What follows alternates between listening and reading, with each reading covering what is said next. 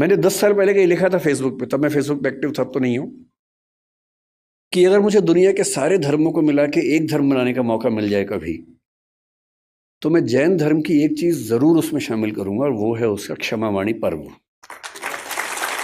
और वो इसलिए करूंगा कि बात आज की नहीं है, बात किसी भी दौर की है, आज की ज्यादा है। हम सब इतने व्यस्त हैं कि हम जिनसे जुड़े हैं, जो नजदीकी लोग हैं, दोस्त हैं, रिश्तेदार हैं, हमें पता भी नहीं चलता कब हमारे मुंह से कुछ ऐसा निकलता है कि उनको बुरा लग जाता है।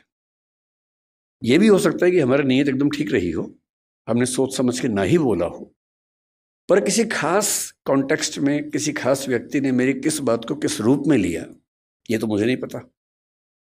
कई बार ऐसा होता है कि मैंने अपनी ओर से कुछ गलत नहीं किया, पर सामने वाला मुझसे नाराज है, मुंह फुला के बैठा है, मुझे पता भी नहीं है।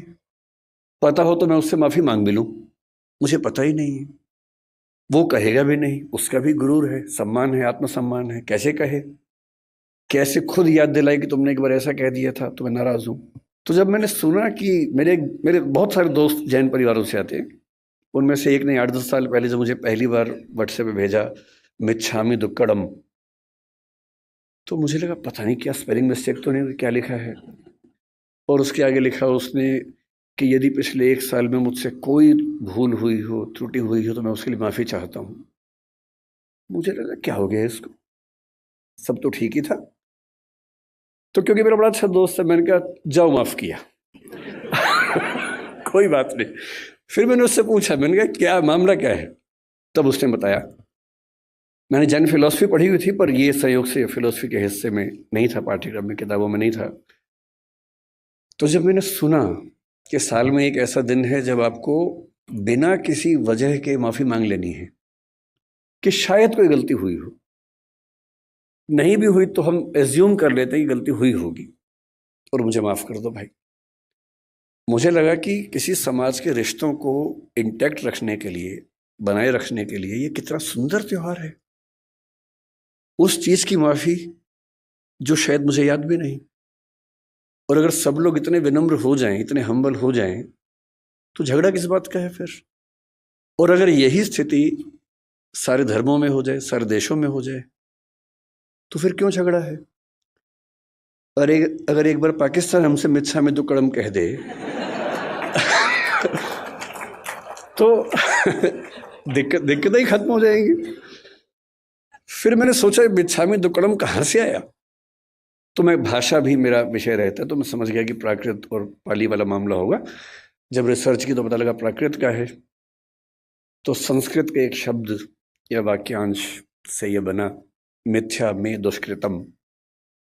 मिथ्या का मतलब दर्शन में अलग अलग होता है। शंकराचार्य ने मिथ्या को अलग सेंस में लिया, जैन दर्शन अलग सेंस में लेता है। यहां मिथ्या का मतलब है नॉन कॉन्सिक्वेंशियल, जो निरर्थक हो जाए, बीज रहित हो जाए। तो मिथ्या में दुष्कृतम, जो दुष्कृतम, दुष्कार्य, गलती मुझसे हो गई है, वो मिथ्या हो जाए, मैं आपसे ये निवेदन करता हूं। और वही प्राकृत में आते आते मिथ्या में दुक्कड़म हुआ। तो आज जो मुझसे मिस्टेक हुई, मैंने जूते पहन के पहला मंत्र सुन लिया, तो उसके लिए मैं आप सबसे मिच्छा में दुक्कड़म कह देता हूँ और उसके बाद यहाँ से अपनी बात की शुरुआत करता हूँ।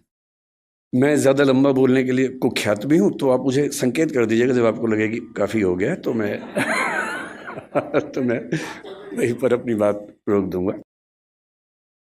तो विषय की जब बात हुई तो मयूर जी ने 2-3 सुझाव दिए। तो ये बोले कि हम सब की आजकल एक बड़ी दुविधा पेरेंटिंग को लेके है, अपने बच्चों को कैसे संभालें। जब मुझसे कोई कहता ना कि पेरेंटिंग की दुविधा है, बच्चों को कैसे संभालें, मुझे बच्चे भी दिमाग में आते हैं कि पेरेंट्स को कैसे संभालें ये। और मैं जनरली बच्चों के साथ खड़ा होता हूँ इस मामले में, पेरेंट्स के साथ में कम खड़ा होता हूँ। और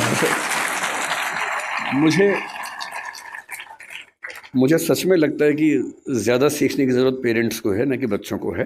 और अभी कोटा में जितनी दुर्घटनाएं हुई, तो वहाँ के एक वरिष्ठ अधिकारी हैं राजस्थान सरकार के, जो कोटा में डीएम भी रह चुके हैं। उन्होंने मुझे फ़ोन किया कि मैं चाहता हूँ कि आप भी इस प्रक्रिया में हमारी हेल्प करें बच्चों के लिए। मैंने कहा जिस दिन कहेंगे मैं आ जाऊँगा, जो कहेंगे मैं कर दूंगा, आप बताइए क्या करना है। बोले कोटा में बहुत सारे बच्चे हैं, हम चाह रहे हैं कि उनसे आप बात करें।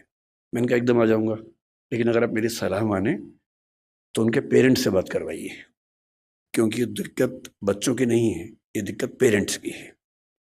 तो उसके बाद से वो प्रोग्राम बन नहीं पाया, क्योंकि पेरेंट्स को बुलाना भी आसान काम नहीं है। बच्चों को तो घेर घार के आप बिठा सकते हैं, पेरेंट्स को आप कैसे बुलाएं। लेकिन